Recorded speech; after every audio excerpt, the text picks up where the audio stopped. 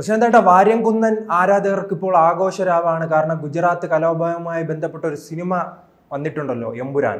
അപ്പോൾ അതിനെ പിടിച്ചാണ് അവരുടെ ആഘോഷം. പക്ഷേ ഇപ്പോൾ മോഹൻലാൽ ആരാധകർ പറയുന്നത് മോഹൻലാലിന് തെറ്റുപറ്റി, അദ്ദേഹം തിരക്കഥ വായിച്ചില്ല, തിരക്കഥ തിരുത്തി, അങ്ങനെ എന്തെങ്കിലും അതിൽ വാസ്തവമുണ്ടോ?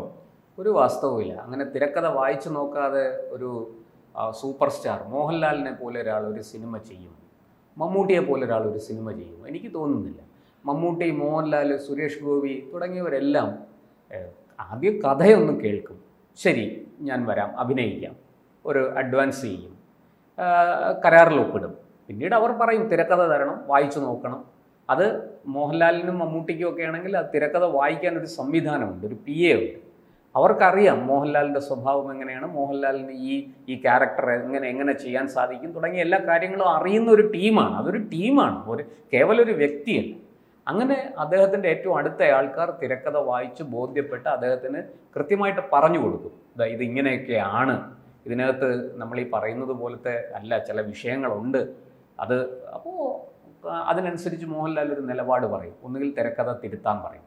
കാരണം അദ്ദേഹത്തിൻ്റെ വ്യക്തി ജീവിതത്തെ ബാധിക്കുന്ന തരത്തിലുള്ള ഒരു സിനിമയാണെങ്കിൽ, ഒരു തിരക്കഥയാണെങ്കിൽ തീർച്ചയായിട്ടും ആ നടൻ, അത് മോഹൻലാലും മമ്മൂട്ടിയും സുരേഷ് ഗോപിയും ഒക്കെ പറയും. ഒരിക്കലും അങ്ങനത്തെ ഒരു മോശപ്പെട്ട അല്ലെങ്കിൽ തൻ്റെ വ്യക്തി ജീവിതത്തെ ബാധിക്കാൻ സാധ്യതയുള്ള ഒരു സിനിമ, ഒരു ക്യാരക്ടർ അവർ ചെയ്യില്ല. അപ്പോൾ മോഹൻലാൽ പറയുന്ന ഈ വാദം കണ്ണുമടച്ച് വിശ്വസിക്കാൻ സാധിക്കില്ല. അത് അരിയാഹാരം കഴിക്കുന്നവർക്ക് ബോധ്യപ്പെടാൻ കുറച്ച് പ്രയാസം. പക്ഷേ എല്ലാ കാര്യത്തിനും അതീവ ശ്രദ്ധ ചെലുത്തുന്ന ഒരു മനുഷ്യനാണ് ഈ മോഹൻലാൽ. കാരണം നാം കണ്ടിരുന്നു, അയോധ്യയിൽ അദ്ദേഹത്തിന് ക്ഷണമുണ്ടായിരുന്നു. അതോടൊപ്പം തന്നെ കുംഭമേളയുമായി ബന്ധപ്പെട്ട എല്ലാവരും അങ്ങോട്ട് പോകുമ്പോഴും ഇദ്ദേഹം ആ റൂട്ടിലേക്ക് പോലും തിരിഞ്ഞു നോക്കിയില്ല. അങ്ങനെ ഒരു അത്രയ്ക്ക് ജാഗ്രത പുലർത്തുന്ന ഒരു മനുഷ്യനാണ്. ഒന്നും അറിയാത്ത, അല്ലേ, അതെ, പാല് കണ്ണുകൾ. ഞാനൊരു പൊതുവെ നമുക്കെല്ലാം കേരളത്തിൽ പൊതുവേ ഉള്ളൊരു രോഗമാണ് ഈ മതേതരത്വം. ആ മതേതരത്വം എന്ന് പറയുന്നത് കേരളത്തിലെ ഹിന്ദുക്കളെ സംബന്ധിച്ച് ഒരു വലിയ വിഭാഗം ആൾക്കാർ അതിൽ നിന്ന് രക്ഷപ്പെട്ടു. എങ്കിലും ഇപ്പോഴും ഒരു ചെറിയ വിഭാഗം, പ്രത്യേകിച്ചും സെലിബ്രിറ്റികൾക്ക്, കവികൾക്ക്, സാഹിത്യകാരന്മാർക്ക്, അങ്ങനെയുള്ള ആൾക്കാർക്കെല്ലാം ഞാൻ 100% മതേതരനാണ് എന്നിങ്ങനെ ആവർത്തിച്ച് ബോധ്യപ്പെടുത്തിക്കൊണ്ടേയിരിക്കണം ആരെയൊക്കെയോ. അല്ല, ആ മതേതരത്വം പുറത്തു കാണിക്കാനാണോ ഇത്തരം ചവറ് സിനിമകളെ അഭിനയിക്കുന്നത്? അതെ, ഇപ്പോൾ അങ്ങനെയാണെന്നാണ് നമുക്ക് അനുമാനിക്കേണ്ടത്. അല്ലാതെ മറ്റെന്ത് ന്യായീകരണം ഇതിന് പറയും? നോക്കൂ, അല്ല, ഇദ്ദേഹം ചവറ് മാത്രമല്ല, നാം കണ്ടിട്ടുണ്ട് പണ്ട് ലാലിസം, പിന്നെ മുതുകാടിന്റെ കൂടെ ഒരു എസ്കേപ്പ് ഉണ്ടായിരുന്നു. എന്നിട്ട് ആരാധകർ പറഞ്ഞു, ലാലേട്ട ചാടല്ലേ, അന്ന് വലിയ വിഷയം ഉണ്ടായി. അത് ഞാൻ ഇദ്ദേഹത്തെ ആരാധിക്കുമ്പോൾ ഇദ്ദേഹത്തിന് മറ്റൊരു ഉഡായിപ്പ് സൈഡും ഉണ്ടല്ലേ? തീർച്ചയായിട്ടും. അന്ന് ശ്രീജിത്ത് ഇപ്പോൾ പറഞ്ഞ സംഭവം റിപ്പോർട്ട് ചെയ്യാൻ പോയ ആളാണ് ഞാൻ. അന്ന് അദ്ദേഹത്തിനോട് ചോദിക്കുകയുണ്ടായി പത്രപ്രവർത്തകർ, അല്ലാതെ താങ്കളുടെ വീട്ടിലെ അമ്മയൊക്കെ ഭാര്യയൊക്കെ ഇതിന് അനുകൂലമാണോ എന്ന് ചോദിക്കുകയുണ്ടായി. അങ്ങനെ അത് അന്ന് നമ്മുടെ കേരള യുവജനക്ഷേമ വകുപ്പ്, കായിക വകുപ്പിൻ്റെ മന്ത്രി വിജയകുമാർ ആയിരുന്നു അന്ന് മന്ത്രി. അദ്ദേഹത്തിൻ്റെ സാന്നിധ്യത്തിലായിരുന്നു ഈ മോഹൻലാൽ അന്ന് പത്രക്കാരെ കണ്ടത്. അപ്പോൾ എല്ലാവരും ഇങ്ങനെ കാരണം ഒരു വലിയ നടനാണ്, എന്തെങ്കിലും ഒരു ചെറിയ പിഴവുണ്ടായാൽ അദ്ദേഹത്തിൻ്റെ ജീവൻ അപകടത്തിലാവും. അപ്പോൾ അതുകൊണ്ട് വലിയ ആകാംക്ഷയോടെയും ആശങ്കയോടെയുമാണ് ഈ ചോദ്യങ്ങൾ ഉയർന്നത്. അപ്പോൾ ഫാൻസുകാർ അതിനിടയ്ക്ക് തിരുവനന്തപുരത്ത് പത്രസമ്മേളനം നടത്തുന്നു, കൊച്ചിയിൽ നടത്തുന്നു, കോഴിക്കോട് നടത്തുന്നു, അവരിത് തടയും, ഞങ്ങൾ പോലീസിനെ വെല്ലുവിളിക്കുന്നു എന്നൊക്കെ പറഞ്ഞ് വലിയ പൂവിലായിരുന്നു. അപ്പോൾ അത് വെച്ചിട്ട് പത്രക്കാർ ചോദിച്ചതാണ്, സിനിമയിൽ അയ്യോ വെച്ചാ പോകല്ലേ. അപ്പോൾ ഇദ്ദേഹം അന്ന് പറഞ്ഞ മറുപടിയൊക്കെ വളരെ ബാലിശമായിരുന്നു. എന്തായാലും അതൊക്കെ പോട്ടെ. പക്ഷെ ഇപ്പം എൻ്റെ ചോദ്യം അതല്ല ശ്രീജിത്തെ. പത്മശ്രീ, ലഫ്റ്റനന്റ് കേണൽ പദവി, പത്മവിഭൂഷൺ, ഇതിനൊന്നും അദ്ദേഹത്തിന് വാങ്ങുന്നതിന് ഒരു തടസ്സവുമില്ല. അങ്ങനെയുള്ള പദവികളും ഈ പറയുന്ന അലങ്കാര ചിഹ്നങ്ങളും ഒക്കെ മോഹൻലാൽ സ്വന്തമാക്കിയിട്ടുണ്ട്. അതിനൊന്നും അദ്ദേഹം അതിന് അർഹനാണ്, യോഗ്യനാണ്, അതൊന്നും നമ്മൾ നിഷേധിക്കുന്നില്ല. പക്ഷെ എന്തുകൊണ്ടല്ല അദ്ദേഹം ഇപ്പോഴുള്ള ഈ അനുഭവം വെച്ച് അയാൾ യോഗ്യനാണോ? ഒന്നും അറിയാത്ത ഒരു പാവം കുട്ടിയെ പോലെയാണ് സംസാരിക്കുന്നത് അദ്ദേഹത്തിന്റെ കൂടെയുള്ള. ഇനി എന്തായാലും അദ്ദേഹത്തിന്റെ പ്രസ്താവന കൂടെ വരാനുള്ളൂ. അതെ, അത് തീർച്ചയായിട്ടും അത് നമ്മൾ കാത്തിരിക്കുന്നു. പക്ഷെ ഇന്നലെ വരെയുള്ള മോഹൻലാൽ എന്ന നടനെ വിശകലനം ചെയ്യുമ്പോൾ ആ നടന വൈഭവത്തെ വിലയിരുത്തുമ്പോഴാണ് ഞാൻ ഈ പറഞ്ഞത്, അദ്ദേഹം ഈ പദവികൾക്കൊക്കെ അദ്ദേഹം അർഹനാണ്, അതല്ലെന്ന് ഞാൻ പറയുന്നില്ല. പക്ഷെ എന്തിനാണ് ഇങ്ങനെ? അദ്ദേഹത്തിന് പണത്തിന് വേണ്ടിയിട്ടാണെങ്കിൽ വേറെയും സിനിമകളുണ്ടല്ലോ. ഇപ്പോൾ ഇത് പണത്തിന് വേണ്ടിയിട്ടാണ് എന്ന് എനിക്ക് തോന്നുന്നില്ല. കാരണം അദ്ദേഹത്തിൻ്റെ ജീവിതത്തിൽ സമ്പാദിക്കാവുന്നതിൽ കൂടുതൽ സമ്പാദിച്ച ഒരാളാണ്. പണത്തിന് അദ്ദേഹത്തിന് അത്ര വലിയ ഇതുണ്ടാകുമെന്ന് എനിക്ക് തോന്നുന്നില്ല.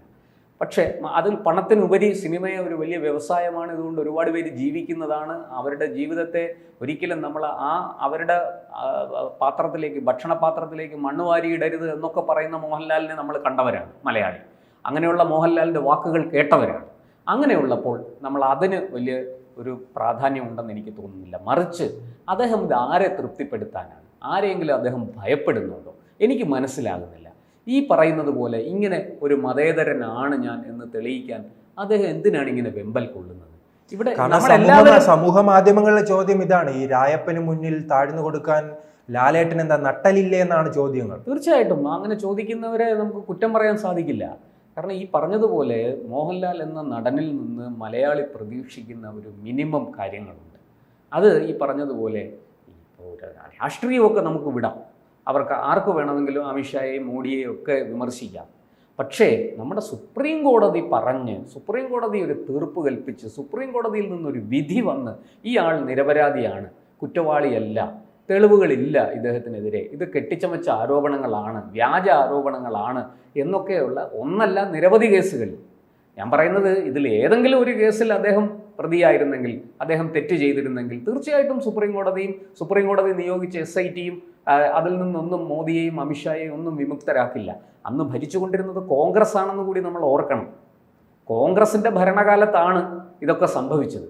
അദ്ദേഹത്തിൻ്റെ ഈ പറഞ്ഞ കേസുകളെല്ലാം ഈ എന്താ പറയണ്ടേ, വെള്ളത്തിൽ വരച്ച വര പോലെ ആയിപ്പോയത് ആ കാലത്താണ്. അന്ന് സുപ്രീം കോടതിയൊക്കെ അങ്ങനെ അങ്ങ് വിലക്കെടുക്കാൻ സാധിക്കുന്നു? എനിക്ക് അതൊക്കെ കുറച്ച് അതിശയോക്തിയാണ്. അപ്പോൾ അന്ന് സുപ്രീം കോടതി പറഞ്ഞു കഴിഞ്ഞ ഒരു വിഷയത്തിൽ വീണ്ടും ഇതെന്തിനാണ്? അപ്പോൾ ഇത് ആരെയോ തൃപ്തിപ്പെടുത്താനാണ്, ആരുടെയോ വളർച്ചയ്ക്ക് വേണ്ടിയിട്ടാണ്, ആരുടെയോ കാര്യസാധ്യത്തിന് വേണ്ടിയിട്ടാണ്. അങ്ങനെ നിന്നു കൊടുക്കാൻ മോഹൻലാൽ ആരാണ്? അല്ല, പൃഥ്വിരാജിന് കഴിയുമോ ഈ മോഹൻലാലിനെ ഇത്രത്തോളം പറ്റിക്കാൻ? അവിടെയും എൻ്റെ സംശയം അതാണ്. ഈ മോഹൻലാൽ ഈ പറയുന്നത് പോലെ പൃഥ്വിരാജിനെ കണ്ണുമടച്ച് വിശ്വസിച്ച് ഈ തിരക്കഥ വായിച്ചു നോക്കാതെ, കാരണം അദ്ദേഹത്തിന്റെ സ്വഭാവം അങ്ങനെയാണെന്ന് പൊതുജനത്തിന് അറിയാം. ജനഗണമന, അതോടൊപ്പം തന്നെ ലക്ഷദ്വീപ് വിഷയം, അതോടൊപ്പം തന്നെ വാര്യം കുന്നന്റെ ഹൃദയത്തോട് ചേർത്ത് വെച്ച ഒരു മനുഷ്യൻ കൂടിയാണല്ലോ.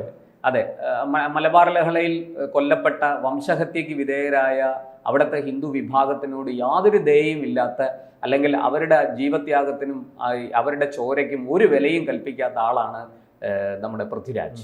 അതുപോട്ടെ, അത് അദ്ദേഹത്തിന് കൽപ്പിക്കുകയോ കൽപ്പിക്കാതിരിക്കുക, അതിനുള്ള സ്വാതന്ത്ര്യം അദ്ദേഹത്തിനുണ്ട്, അത് അദ്ദേഹത്തിൻ്റെ കാര്യം. പക്ഷെ മോഹൻലാൽ എന്ന നടൻ അങ്ങനെയല്ലല്ലോ. മോഹൻലാലിനെ മലയാളി കാണുന്നത് അങ്ങനെയല്ലല്ലോ.